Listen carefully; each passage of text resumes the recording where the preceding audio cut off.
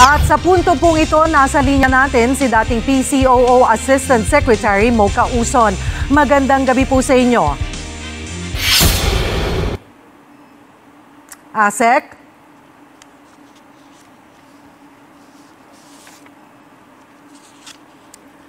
Magandang gabi po. Magandang gabi po. Ayan. We were expecting you here, kaya lang po yata ay hindi na kinaya ng inyong busy schedule today. Opo, humingi po ako ng pumanhin. Sorry po. Tanong po namin, dito nga po sa biglaan yung resignation, ay biglaan nga ba o ilang araw nyo ring pinag-isipan ang desisyong mag-resign at may kinonsulta ka ba rito gaya ni Pangulong Duterte? Ang nag-trigger po sa akin para mag-resign ay yung lantarang panggigipit ng makakaliwang mga kongresista sa budget po ng PCOO na dahil wala ako doon sa hearing ay pinospone nila ito ng ilang beses kahit na alam naman po nila na ako ay nagtatrabaho po sa United Nations General Assembly para po i-cover yung country statement ni Secretary Alan Peter Cayetano. So, yun po talaga yung tinatawag kong last straw na nagudyok sa akin na mag-resign na po dahil inaabuso po nitong mga makakaliwang kongresista yung kanilang posisyon. Naipitin po yung budget ng PCOO dahil sa kanilang personal na galit sa akin. But when you made your final decision, before making your final decision, Mocha, ay kinonsulta mo ba yung mga kasama mo sa PCOO or si Pangulong Duterte about it? Sarili ko pong desisyon po ito at ako po ang responsible sa decision ko po. Hindi ka ba sinubukan when you told, especially like Secretary Martin Andanara, nung sinabi mo sa kanya ay pinigilan? Wala pong ganoon dahil ako po ay nakapag-desisyon na. Matagal na po kasi akong nagtitimpi. Taon-taon na lamang po na sinasabihan ako na huwag punahin yung mga ilang mambabatas, mga ilang senador, kongresista dahil iipitin daw ang budget ng PCOO. Ay hindi ko na po nakayanan yung ganong sistema po. Kaya yung nangyari pong pang-iipit ng budget dyan sa Kongreso ay yung naging trigger na po sa akin na tumiwalag na po. So ito pong mga tinutukoy nyo na taon-taon sinasabihan ka not to attack these lawmakers, sino-sino itong mga nagsasabi sa iyo at kumukontrol na kung pwede hinay-hinay ka lang? Hindi ko na lang po papangalanan. Pero may mga ilang senador at meron din pong mga tao sa opisina. Yun na lamang po ang masasabi ko. At bilang respeto din sa opisina ay sinusunod ko po yun. At dito nga po may mga mambabatas na nagsabi na kahit resigned na po kayo ay pwede pa rin kayong habulin at papanagutin para sa ilan sa inyong mga naging hakbang o pahayag habang nasa pwesto. Ano ang reaksyon nyo rito? Di maganda. Tignan natin kung may mapatunayan sila. At ganoon din ay hahabulin din natin yung mga yan, yung mga komunista na nagtatago sa kanilang party list. Ang ba nila ginagasta yung pondo ng bayan? Tungkol naman sa iyong pagtakbo, medyo nabitin yung mga tao, yung iyong mga supporters, maging yung iyong mga kritiko. Linawin lang natin, Mocha, kumpirmado ng tatakbo ka, pero ang hindi na lang malinaw ay kung sa Senado o sa Kamara. Tama ba ito?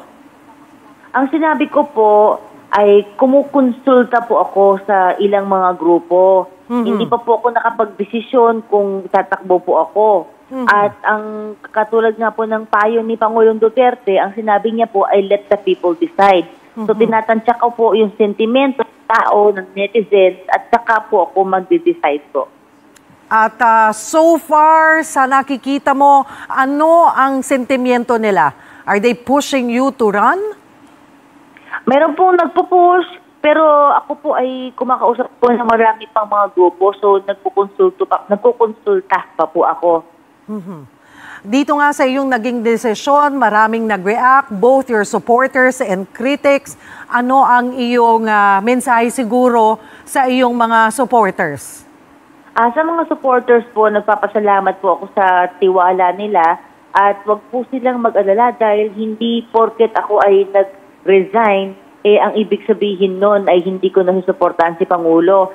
Sa pag-resign ko po ay mas tatapangan ko pa po ang pakikipaglaban para po sa ordinaryong Pilipino. Kung ano po si Mocha Uson nung panahon ng kampanya ay ganun po ang gagawin ko ngayon. Mas todo pa po ang suporta kay Pangulong Duterte at sa kanyang mga advokasya. Sa iyong mga kritiko naman po, sa mga patuloy na gusto akong siraan at pabagsakin ay wag po kayong magbunyi dahil ito po ay simula pa lang po ng laban. Kung dati tahimik ako sa mga atake ninyo, kung dati ay tahimik ako sa mga akusasyon ninyo, ngayon po patas na ang laban, magharap-harap po tayo. Ihabol ko lamang Mocha, no? Maliban dun sa sinasabing the reason why you resigned ay dahil nga 1 week to go na lamang ay filing na ng Certificate of Candidacy, no? Para sa susunod na eleksyon. Pero may mga nagsasabi rin daw ay kesa sibakin ka, inunahan na ng resignation. Ay, kahit naman po tanungin niyo ang Malacanang, sinabi po nila ay hindi po ako pinuwersa. At sinabi naman po ng Pangulo na he fully supports me. At ito po ay ginawa ko na lamang po alang-alang sa budget po ng PCOO na hindi na po sila ipitin. Kaya mas maganda po ang kalagayan ko ngayon dahil mas malaya na po ako ngayon. Hindi na po ako nabubusalan. Kaya ako po ay may laya ng punahin, birahin yung mga mapang-abuso ng kanilang posisyon, yung mga ilang mambabatas po natin, lalo na yung mga makakaliwa na kongresista na nagtatago sa kanilang mga party list. So moving forward, ano ang aasahan namin kay Mocha Uson sa mga susunod na araw? Kasama na ba dito ang pagpapangalan dito sa mga sinasabi mong pumipigil sa iyo? Una-una po, magiging aktibo. Mas aktibo po ako sa aking vlog, sa Mocha Uson Vlog. At meron po ako magiging daily radio program po.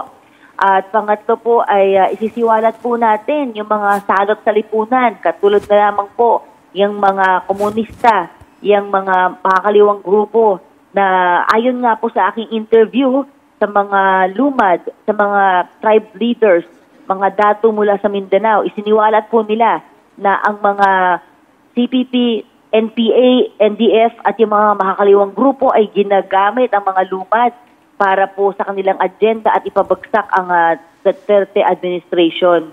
So marami po mga revelation po sa vlog natin na wala pong pagpipigil na po. At patuloy po tayong tutulong po sa mga nangailangan, lalo na po sa mga OFWs po natin. Dahil nangako naman po yung ating mga opisyal, mga gabinete na lahat po ng ating ipapabot sa kanila ay kanila pong patuloy na titinggin. Alright. Marami pong salamat at magandang gabi dating PCOO Assistant Secretary Mocha Uson.